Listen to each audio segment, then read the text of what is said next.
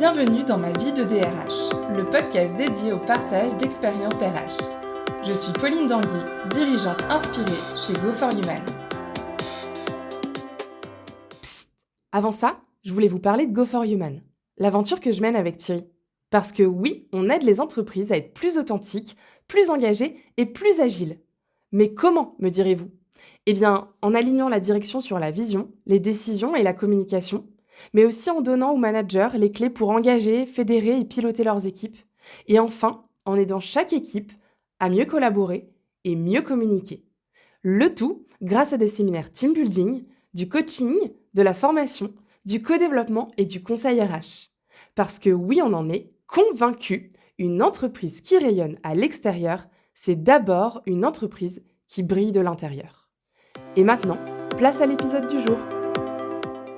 Bonjour à tous et bienvenue dans le podcast Ma vie de DRH. Aujourd'hui, j'accueille Fabrice Tumoine qui est DRH Group de Colas Rail et qui va nous parler de comment réussir à embarquer des équipes RH autour d'une politique commune, qui plus est, dans un contexte international. On va discuter de pas mal de choses parce que Fabrice, on a mis des choses en place et ça va être très inspirant. Mais avant toute chose, bonjour Fabrice, je te laisse te présenter. Bonjour Pauline, bonjour à tous. Je m'appelle Fabrice Humoine, je suis effectivement le DRH du groupe Colas Rail depuis maintenant 3 ans. Moi, je suis un pur produit du groupe Colas dans la mesure où j'ai démarré ma carrière il y a maintenant 16 ans au sein du groupe Colas. J'ai une carrière assez simple, hein. J'ai fait 8 ans dans le domaine routier, qui est donc l'activité principale du groupe Colas, sur des fonctions de recrutement, sur des fonctions internationales également.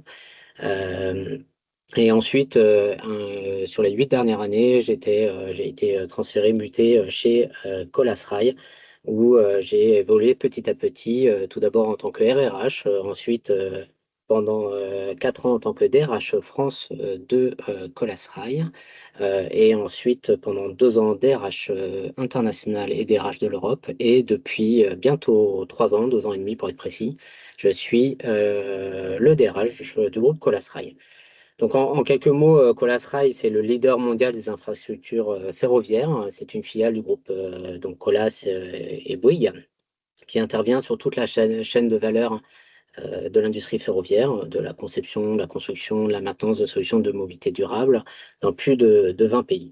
Donc, concrètement, on couvre tous les types de projets ferroviaires, les tramways, les métros, les lignes classiques, les lignes à grande vitesse, grâce à une expérience de plus de 6000 collaborateurs qui agissent au quotidien et qui démontrent leurs compétences, leur savoir-faire et leur savoir-être pour réussir à réaliser ces projets.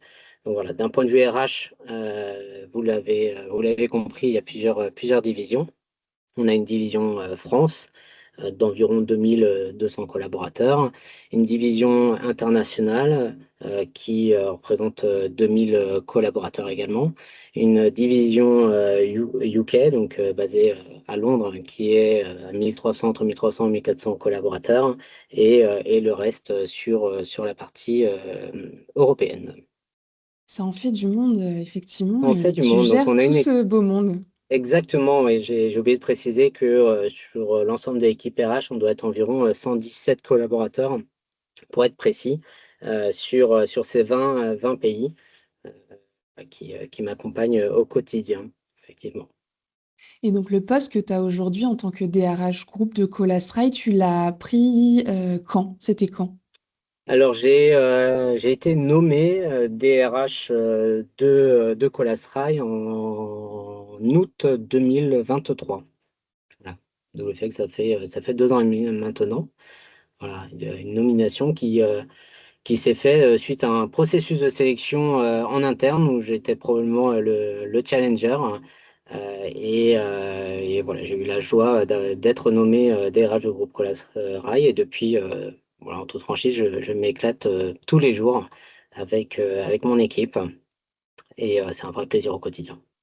Tu excuseras, mon langage, mais moi, c'est ce que j'appelle, être une petite pépite, Fabrice, quand on évolue, comme ça aussi vite, et qu'on arrive à un poste comme le tien, c'est assez génial et qui plus est, ça fait 2 ans et demi que tu es sur le poste, Donc c'est top qu'on traite ce sujet sur le podcast aujourd'hui parce que tu as un petit peu de recul et tu vas pouvoir nous partager tout ce que tu as fait justement sur le sujet d'embarquer les équipes RH puisque c'est ton sujet autour d'une politique commune dans ce fameux contexte international puisque sous ta responsabilité, il y a 20 pays avec donc pas mal de challenges autant culturels que de stratégies globales d'entreprise.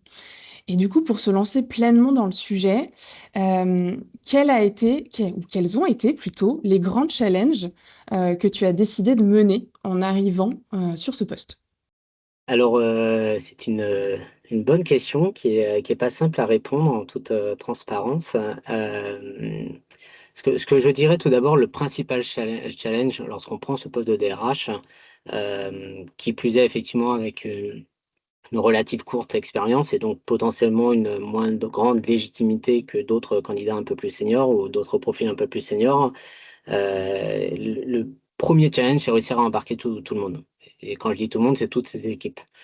J'ai l'habitude de dire que déployer une politique mondiale, c'est pas aligner des slides, c'est pas gérer une politique depuis son siège à Paris, c'est avant tout d'embarquer des personnes. C'est-à-dire que pour que des pays, des régions, des zones aux réalités, à la culture complètement différente, avancent ensemble, il faut réussir à créer une dynamique collective, un esprit d'équipe, alors même que, encore une fois, ces équipes ne sont pas avec moi au quotidien. Et donc l'enjeu principal, ce que j'avais bien compris, c'est qu'il fallait réussir à créer une proximité très forte avec les équipes, une confiance mutuelle et une connaissance très fine de toutes les cultures. Donc la chance que j'avais, c'est que naturellement, j'ai un peu de bouteille, entre guillemets, chez Colasrail, que j'ai été précédemment DRH France, ensuite DRH de l'international et de l'Europe. Et donc, j'avais déjà une proximité assez importante et assez forte avec un certain nombre de mes anciens collègues qui ensuite faisaient partie de mon équipe. Et donc, ça m'a vraiment été déterminant dans cet embarquement. Mais néanmoins, il faut quand même malgré tout passer beaucoup de temps au contact du terrain, avec des déplacements réguliers, une proximité quotidienne et permanente, une écoute active également de ces équipes pour pouvoir répondre à leurs priorités, à leurs urgences, à leurs inquiétudes, à toutes les problématiques qu'ils peuvent avoir, hein. Donc voilà, donc ça c'était le premier point un peu central de mon côté, de réussir à embarquer, à créer cette proximité avec ces équipes, parce que sans cette proximité, objectivement, c'est impossible de créer cette dynamique collective et donc de travailler ensemble tout simplement. Voilà. Donc ça, c'était le premier point. Le deuxième point, c'est de construire une vision RH heu, claire et inspirante, puisque je considère que avoir une vision, ça offre un cap commun et que chaque pays doit savoir pourquoi une politique RH existe, pas seulement ce qu'il faut faire, et cela à travers une ambition commune qu'on a voulu fixer en équipe. Et donc la première chose que j'ai faite lorsque j'ai pris mon poste de DRH de Colas Rail, c'est de réunir toute l'équipe, toute mon équipe rapprochée. Et nous sommes partis ensemble à Londres pendant 3 jours. Et pendant 3 jours, on a brainstormé, on a travaillé en équipe pour essayer de définir une ambition commune pour Colas Rail qui pouvait parler à n'importe quel collaborateur de l'équipe, n'importe quel collaborateur des 117 membres de ce que j'appelle moi la famille RH, de la famille RH. Et donc l'idée étant que cette ambition devait tenir compte notamment des niveaux de maturité RH d'un pays à un autre qui sont complètement différents, et sur lequel l'équipe pouvait s'y retrouver encore une fois. Et donc cette ambition, elle est relativement simple.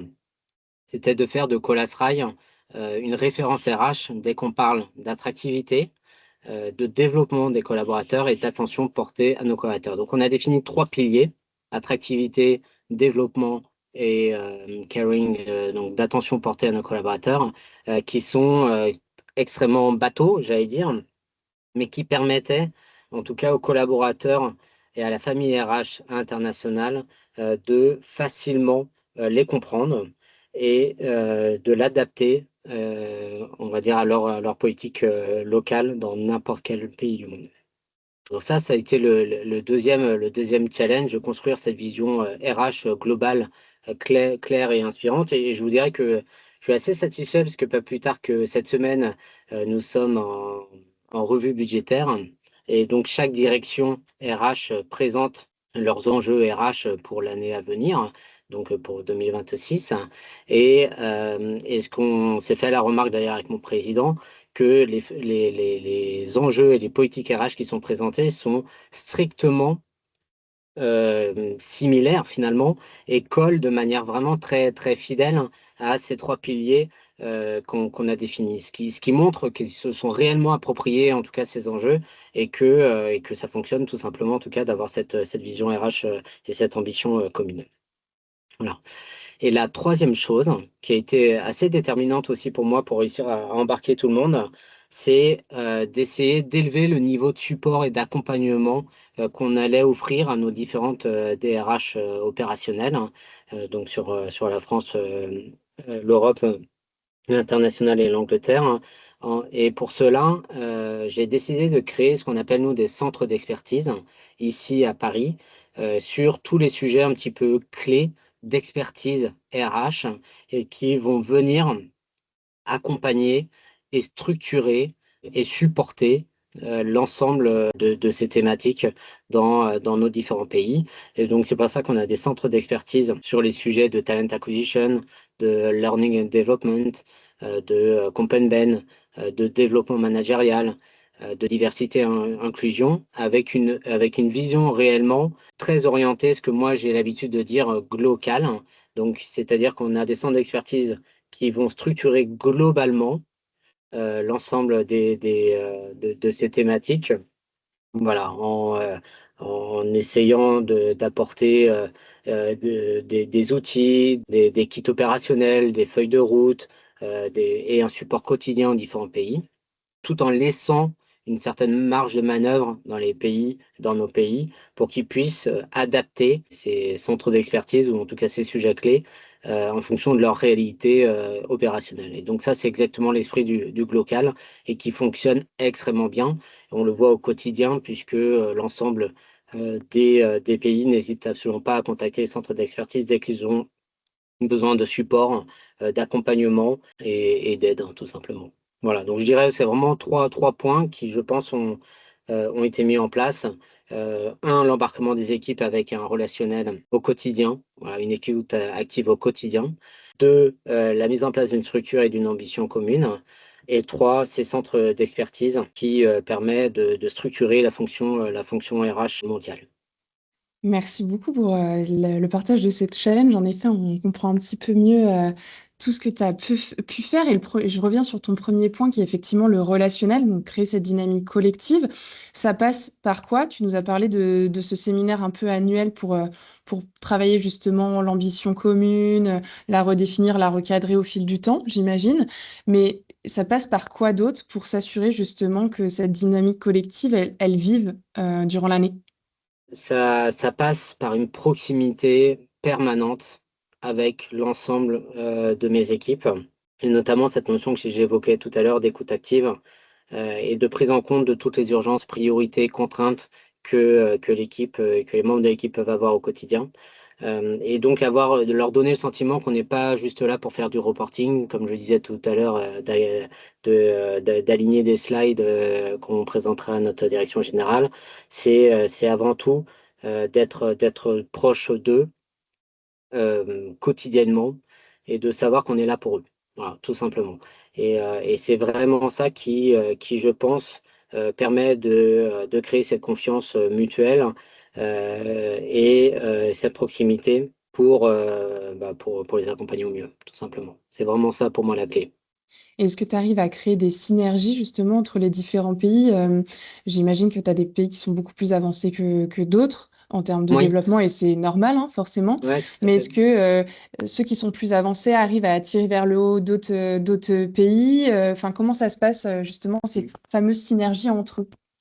Alors les synergies, en fait, c'est justement au niveau du rôle des centres d'expertise, où ils doivent, à travers toutes les interactions qu'ils ont également avec les DRH locales, réussir à échanger, à communiquer sur les bonnes pratiques d'un pays à un autre. Parfois, ils ont connaissance de problématiques qu'on va retrouver dans un pays et qui va se retrouver dans un autre pays, et ils vont réussir en fait à connecter les collaborateurs entre eux de l'équipe pour que justement il y a un réel support qui soit apporté. Donc effectivement, les synergies, elles existent de manière très quotidienne à travers ces centres d'expertise et donc à travers chaque directeur de ces centres d'expertise, hein. J'ai trois directeurs principaux. J'ai le directeur du talent acquisition et de la mobilité, qui lui a pour enjeu en tout cas d'élever le niveau de maturité RH dans le processus de recrutement et de mobilité. Et donc dans ce cadre-là, en fait, elle connecte vraiment tous les pays ensemble pour pouvoir réussir à mettre en place des outils communs, des supports permanents entre eux, des kits parfois opérationnels aussi d'accompagnement, des benchmarks aussi, communication de benchmark ici et là. On a un directeur de ce que j'appelle le développement RH, qui inclut diversité, inclusion, gestion des carrières, formation, qui également, en tout cas, avec son équipe, est au quotidien de l'ensemble des pays.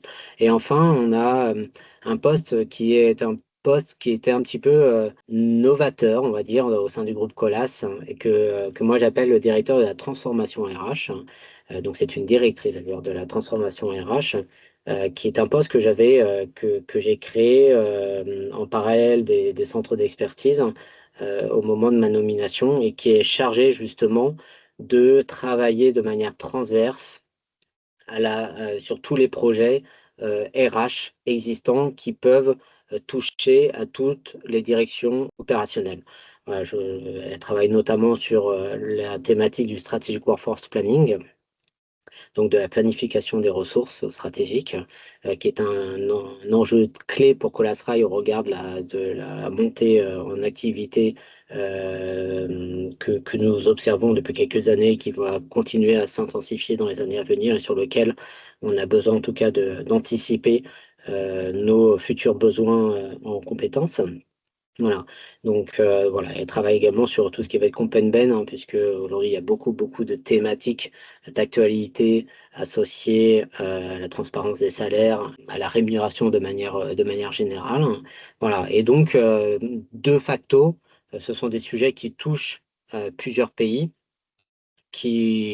où les problématiques sont équivalentes, et sur lesquelles, en tout cas, ces centres d'expertise agissent pour connecter les collaborateurs entre eux et faire en sorte, en tout cas, que ça fonctionne. Dans ta stratégie, internationale, est-ce que tu es plutôt sur du top-down ou tu as un mix un peu entre du top-down, de la co-construction? Enfin, c'est quoi les dynamiques en fait qu'on peut observer? Alors, ouais, alors moi, je suis pas du tout quelqu'un qui est en top-down, c'est pas du tout mon style. D'ailleurs, à l'image de ce que j'ai fait dès que j'ai pris mon poste, à travailler en équipe pour pouvoir définir en tout cas une politique RH, il aurait été très simple pour moi de définir une politique RH et leur dire c'est comme ça et pas autrement. Donc non, je suis absolument pas du tout dans ce mode de collaboration-là. Et je suis encore une fois persuadé que faire du top-down va nuire au collectif, et donc va finalement ne pas embarquer les équipes, et que, in fine, faire du top-down va avoir pour impact de créer un certain nombre de silos entre les directions de BU, RH de BU, où ils vont dire oui, oui, on fait ce que tu nous demandes, mais par derrière, ils feront bien ce qu'ils ont envie de faire. Voilà.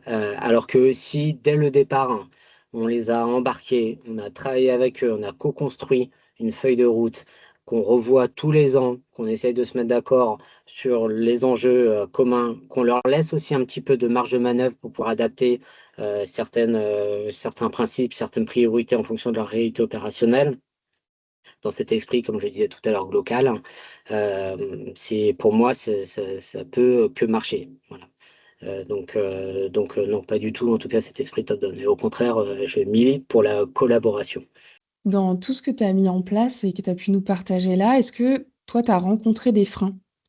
sur ton chemin, justement, à ces différentes mises en place? Ou est-ce qu'il y a des choses que tu as dû abandonner en chemin parce que ça n'avait pas marché? Alors, ce qui me vient à l'esprit directement lorsque j'entends frein, moi, c'est les datas. C'est la gestion des datas au quotidien, où généralement, ce qu'aiment bien nos patrons opérationnels, c'est de mesurer, d'avoir des métriques pour s'assurer que notre politique RH, en tout cas, va dans le bon sens, qu'elle est cohérente, qu'elle fonctionne. Et c'est vrai que les seuls freins qu'on peut avoir au quotidien et qui est une vraie difficulté d'ailleurs dans l'ensemble des BU qui me remontent de manière très, très permanente, c'est la qualité de la donnée, et avec parfois des données qui me sont remontées à partir des outils et qui mettent en lumière qu'il y a certaines directions qui sont en grosse difficulté, je pense sur le recrutement par exemple, alors que dans les faits, c'est une fois qu'on a creusé, qu'on a eu nos échanges et qu'on regarde, on va dire, la réalité du terrain, on n'est absolument pas au même constat.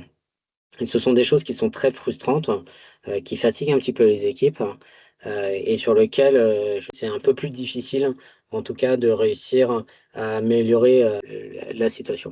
Donc voilà, donc je dirais que la plus grosse difficulté, en tout cas, moi, c'est effectivement la gestion de la data au quotidien, qui est un constat, je pense, que beaucoup d'entreprises partagent.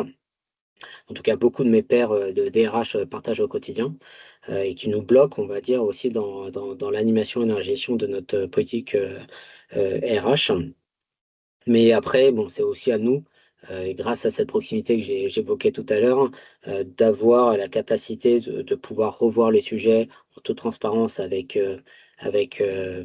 mes équipes, avec les équipes, pour réussir en tout cas à déceler le vrai du faux et aussi les soutenir et savoir dire à sa direction, non, les données en tout cas qui ressortent de tel et tel outil sont complètement erronées et à essayer en tout cas d'améliorer, de les soutenir en tout cas là-dessus, quoi.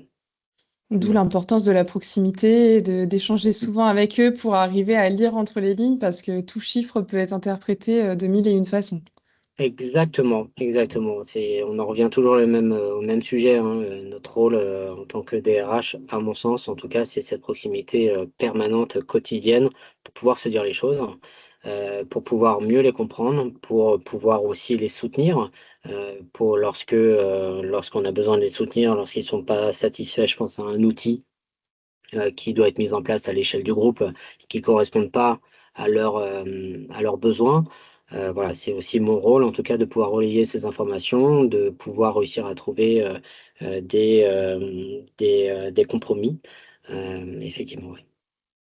D'où l'importance de toi, ta posture dans ton rôle actuel de créer cette confiance et cette transparence aussi avec les différentes directions RH des différents pays, puisque justement, si elles ne sont pas d'accord ou si elles ont des commentaires à faire, elles le feront plus facilement si elles sont en confiance avec toi, j'imagine. Donc, c'est certain que c'est important. Et justement, ça me fait basculer sur cette question. Tu parlais en introduction un peu de ton sujet de légitimité, puisque tu as évolué dans le groupe pas à pas et tu as grimpé bien vite. Moi, je dis chapeau bas.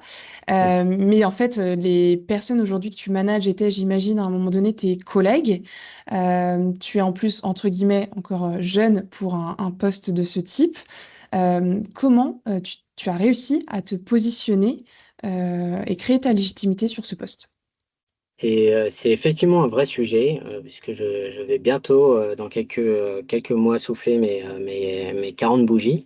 Et donc effectivement, ma jeunesse a été souvent un sujet, pour être totalement transparent, au cours de mon parcours, où on a souvent mis en avant que probablement j'avais pas l'expérience et la seniorité suffisante pour pouvoir évoluer dans le groupe. Après, j'ai eu la chance d'avoir eu à l'inverse au quotidien, euh, je pense notamment à mon président actuel, des gens qui ont réussi à prendre le pari et à tenter le coup et à me faire confiance. J'en profite d'ailleurs pour remercier les quelques personnes qui, au gré de ce parcours, ont toujours en tout cas poussé pour me mettre dans les choix, on va dire, de positionnement.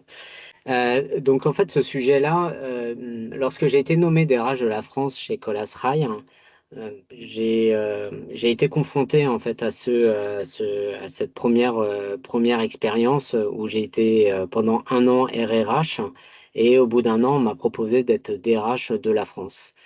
Donc de basculer d'un step-up quand même assez important sur le fonctionnement, sur ce poste-là.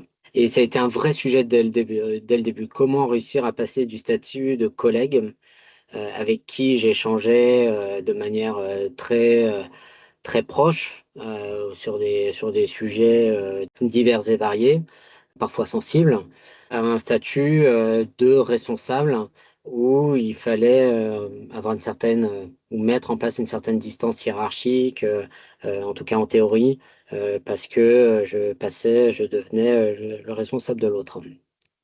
Et en fait, quand je dis en théorie, c'est que très rapidement, je me suis rendu compte que la réussite de passer du statut de collègue à responsable, c'est de ne pas changer sa nature d'être de rester donc qui on est, et notamment cette vision de proximité, qui est un point qui est très important pour moi, et de contact et d'échange direct, permanent, d'écoute active au quotidien. Et en fait, tout simplement, j'ai décidé de rester moi-même et d'avoir cette bienveillance qui me caractérise et cette capacité en tout cas à être très proche des équipes pour réussir en tout cas à continuer à prendre ma fonction et à gérer les équipes, quand bien même que in fine, la seule chose qui changeait, c'est que la décision finale m'appartenait. Mais à partir du moment où justement il y a eu ce dialogue, cet échange, cette confrontation d'idées, la décision finale, même si c'était moi qui la prenais, elle était toujours très simple à prendre. Donc je dirais, voilà, c'est cette expérience France, où je suis passé donc de RRH à DRH France il y a maintenant quelques années, m'a servi pour ce passage du poste de DRH international vers DRH de Colas Rail, du groupe Colas Rail. Et en fait, j'ai tout simplement appliqué exactement le même concept, à savoir contact, contact, contact, et proximité avec les collaborateurs et compréhension des enjeux des uns et des autres pour réussir en tout cas à être en support et en accompagnement, quoi. Ça serait quoi ta plus grande fierté? Parce qu'on a parlé tout à l'heure des freins, mais c'est bien aussi de parler du positif, même si on a déjà parlé pas mal de positif. Mais ça serait quoi la plus grande fierté que tu as eue au sein de Colas-Rail ou tout simplement au sein des 2 dernières années et demie sur ton poste actuel? Ma plus grande fierté, je pense, c'est d'avoir réussi justement à embarquer l'ensemble des équipes avec moi. Là où c'était pas gagné d'avance, en tout cas dans l'esprit de beaucoup de monde, hein. C'était pas forcément gagné d'avance lorsque j'ai pris mon poste. C'était comme un pari assez audacieux, sur lequel moi-même j'avais pas une confiance la plus optimale, on va dire, à ma réussite. Et finalement, quand je regarde 3 ans plus tard, bientôt 3 ans plus tard, j'ai voilà, je suis plutôt fier en tout cas de la réussite du parcours que j'ai eu sur ces 3 dernières années et de la réussite à avoir créé cette ambition commune et surtout de voir que toutes les entités, toutes les BU sont aujourd'hui au diapason de cette ambition et se sont vraiment imprégnées de cette politique, de cette stratégie RH. Voilà. Donc je dirais que c'est vraiment ça aujourd'hui, je pense, là où je suis le plus fier. Et au-delà de ça, c'est de voir au quotidien des équipes RH, que ce soit en France ou à l'international, qui sont tout simplement épanouis. Épanouis de pouvoir travailler dans cette famille RH, de pouvoir travailler librement, de pouvoir échanger librement, de pouvoir se développer au quotidien, d'avoir des opportunités, parce que je suis toujours là aussi pour essayer d'accompagner l'ensemble de mes collaborateurs sur des évolutions professionnelles. Voilà, je pars toujours du principe on n'est jamais attributaire en tout cas de ces ressources et qu'il faut pouvoir réussir à les partager et à les développer au service du groupe. Voilà, et donc c'est plutôt ça qui aujourd'hui me caractérise et je pense en tout cas fait que je m'épanouis au quotidien. Et alors, je vois qu'on en arrive déjà aux 30 minutes de cet échange, mais j'aime bien poser toujours en dernière question, selon toi, pour là, tous les DRH et RH qui t'écoutent, si tu avais un ou plusieurs conseils à leur partager, qu'est-ce que tu aimerais leur dire? Alors, le conseil principal que je donnerais, moi, ça serait quand même de rester soi-même. De se rester soi-même au quotidien, fidèle à ses valeurs. Je pense qu'on a tous en soi, on se connaît tous, qui nous sommes, quelles sont, nos valeurs, quelles sont nos lignes rouges à ne pas dépasser. Et je pense que pour réussir à progresser et à être, fier du travail qu'on fait et content du travail qu'on fait, il faut quand même rester fidèle à ses valeurs. Ça, c'est la première chose. Et le deuxième conseil, c'est l'humilité. Voilà, je pense que, on a tous des parcours différents, on a tous, un background, différent. On a tous, connu des échecs, des réussites, mais ce qui doit prévaloir parmi tout ça, c'est l'humilité par rapport à ce qu'on a réussi par le passé, parce que demain, ça sera peut-être autre chose. Il faut réussir toujours au quotidien à être humble et à démontrer cette humilité, et je pense que, dans nos fonctions RH, c'est, quelque chose qui est attendu par, tous nos collaborateurs, à ce que, la fonction RH soit exemplaire sur cette humilité. Merci Fabrice, et moi je compléterais ce que tu viens de dire. Il y a un truc que je trouve qui ressort beaucoup de tous tes propos, c'est la confiance et la responsabilisation que tu donnes à chacun. En fait, enfin, moi je sens que tu embarques les gens, mais tu embarques les gens par la confiance. Oui, Et je pense que c'est très aligné avec ce que tu viens de partager comme conseil, et ça résonne beaucoup en fait quand je t'entends. exact. C'est gentil et je dirais au-delà de ça, la bienveillance. Voilà, c'est-à-dire que, un manager, qu'il soit en RH ou pas, doit réussir à avoir un style de management qui est associé à la bienveillance, c'est-à-dire à la compréhension de ses collaborateurs, à la capacité à s'adapter aux différentes problématiques, parfois aux limites, de leurs collaborateurs et à les comprendre, en fait, pour pouvoir ajuster au mieux leur travail au quotidien. Voilà, on a tous, moi le premier, on a tous des collaborateurs qui sont parfois un peu plus en difficulté, qui ont besoin d'une écoute active, qui ont besoin, de prendre un peu plus de recul, et il faut que nous, en tant que manager, on ait cette capacité à le comprendre, à le formaliser et à rassurer également, en fait, nos collaborateurs, et je pense que cette bienveillance aujourd'hui, elle est clé sur nos fonctions, notamment en RH, pour réussir aussi à embarquer, nos équipes. Merci Fabrice pour tous ces conseils, et merci surtout pour le partage que tu nous as fait aujourd'hui dans cet épisode. En tout cas, pour tous ceux qui nous écoutent, j'espère que l'épisode de Fabrice vous aura beaucoup inspiré, et surtout, merci beaucoup Fabrice pour le temps que tu nous as accordé aujourd'hui. Merci à toi, Pauline. J'espère que cet épisode vous a plu. En tout cas, si vous souhaitez avoir une communication plus fluide et sincère au sein de votre organisation, un codir plus visionnaire et authentique, des managers qui fédèrent et engagent leurs équipes, et enfin des collaborateurs plus autonomes et responsables, ça vous dit qu'on en parle ? Je vous ai mis notre numéro de téléphone dans la description de ce podcast et je serais ravie de vous avoir au bout du fil. Et voilà, cet épisode est terminé. Merci de nous avoir écoutés, et si ce podcast vous a plu, n'hésitez surtout pas à le partager autour de vous. À très vite pour un prochain épisode de Ma vie de DRH.